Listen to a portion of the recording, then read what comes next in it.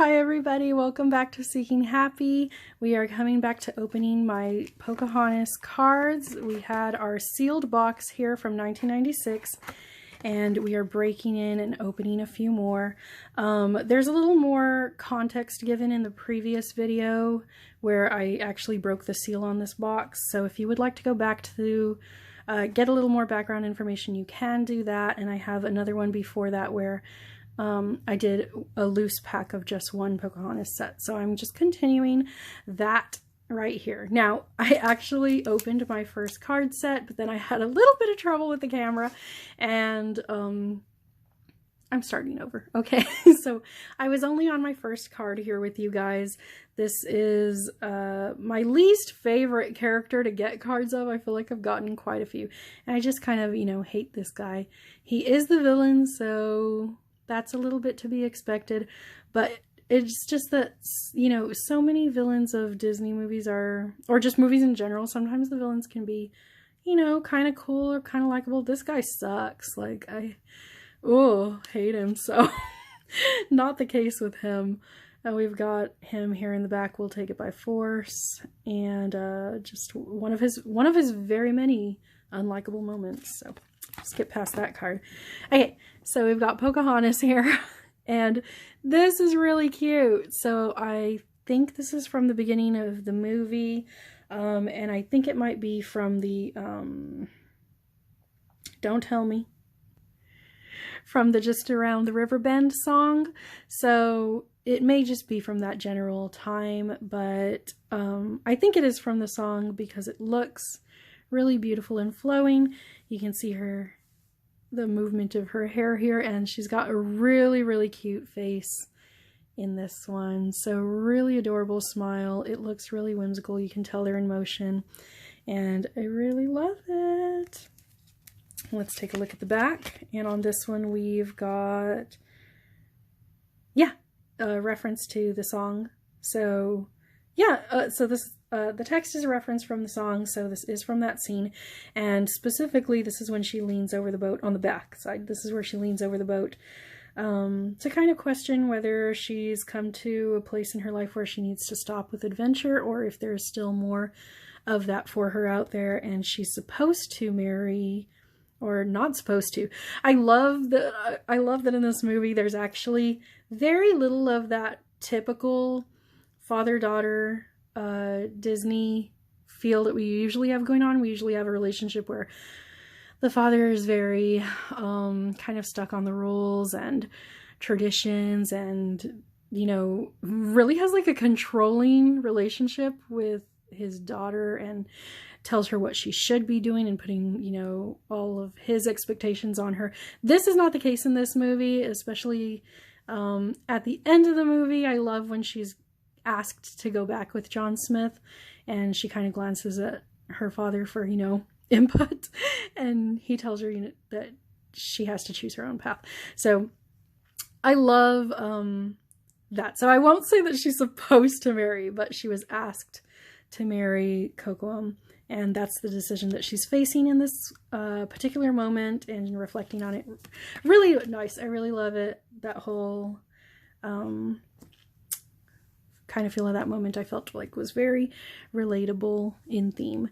Okay, so over here we have Pocahontas hugging her father. Now this could be at the beginning or the end of the movie. I think it's at the beginning when she first runs up and sees him, that he's come back home, and really, again, really beautiful, just emotion-filled moment.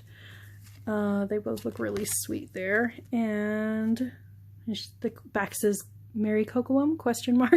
So this is the beginning, because after they've talked a little, then he tells her that Kocoum has asked for her hand in marriage. And in a very big change of emotions here, we've got a really dramatic scene further in the movie where John Smith has been taken, I guess, kind of prisoner, and is going to be executed the next morning to basically signify the beginning of the war between the Native Americans and the colonists. And Pocahontas has got a chance to kind of talk to him, assumingly at that moment for the last time. So it is really sad. The blue scenery, really beautiful. Again, I just love all the color work that they did in this movie. And the back reads, "I'll always be with you." So that's the last line that he says to her then. And then when she actually says goodbye to him at the end of the movie, that's the last thing that she says to him back. Now, I don't remember this particular shot of Miko looking so sad with big welling eyes. Really adorable. I would say normally that would be like kind of a little, what is it? Like a little, moment of comedy. To break up the tension or the sadness of the movie, but I did not notice that. If that was the point of it, it did not work because that was just a sad moment. Okay, and then for our pop-up in this one, we do get a pop-up in every pack. We've got Cocoam here, so he looks really awesome. His little warrior, not little, but his warrior stance. And he's got his spear here at the side, and again, double-sided. Oh yeah, see, 8 out of 12. Okay, so there's only 12 of these, and I have 36 packs to open, so I'm definitely gonna get a lot of these. Also, there are only 90 cards to collect, and I have extras. I have 36 packs with 8 cards each, so that should be 288. So I should be able to get the whole collection here, but we'll see how that goes. If you have not seen my Spice Girls series, I go on the same adventure there. Okay, and then we've got another Grandmother Willow, I was going to say tree, picture here, which I love. I love her as a character, but I have to say I'm kind of surprised at how many moments of Grandmother Willow they've got here, because the character never even moves. I mean, aside from her face. So I don't know which scene this is from, although I have to say you can get an idea here that the scenery kind of looks a little more magical. We've got these blue lights that are just kind of glowing from around her. And I gotta say, it looks like a positive moment because of her facial expression. So let's get a peek at the back and see.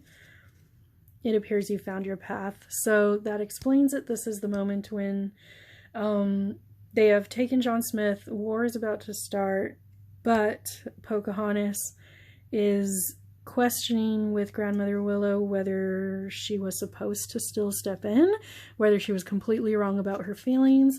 But then it all comes to kind of a climax. Okay, I gotta skip ahead.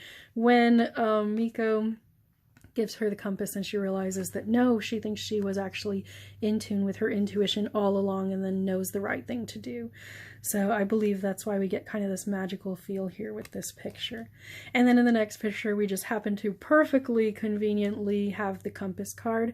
So this is Miko when he first takes and steals the compass from John Smith and adds it to his little treasure trove that apparently he has in a tree.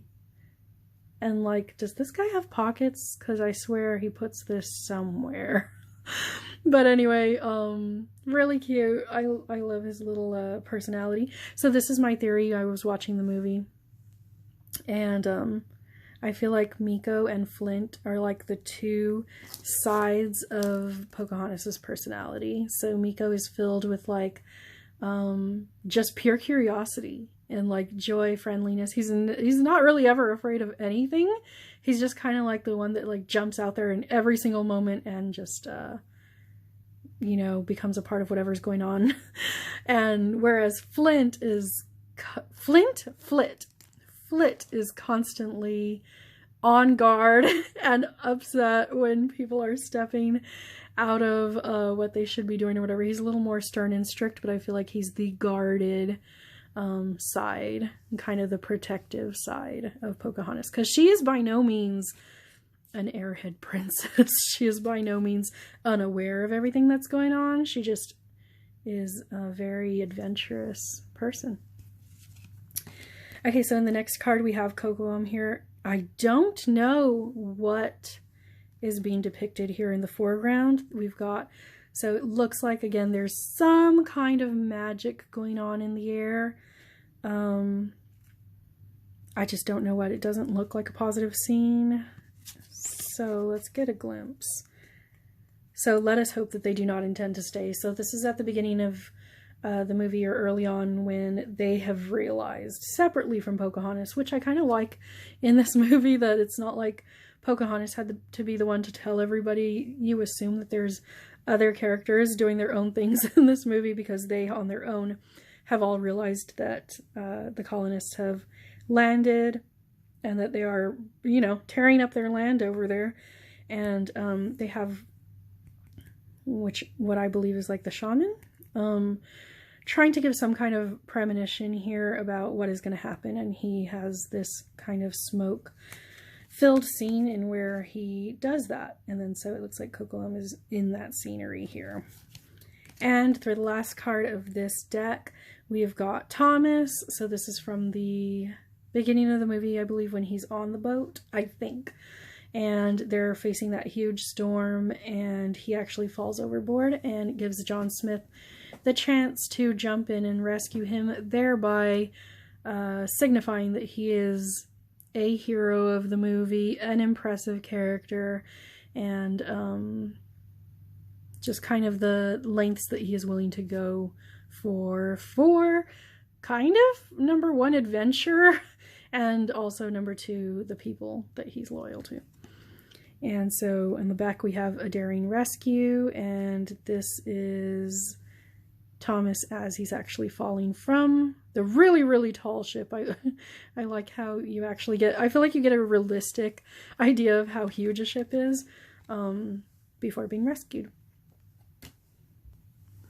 Okay, so we have hit the 10-minute mark. That is all I am going to do today. So I realize I'm incredibly slow.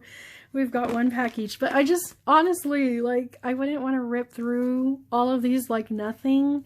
They are all so beautiful. So let me know, are you like me? Do you like to savor? I just didn't like the artwork of this one, so I was like, let me put a better one on top.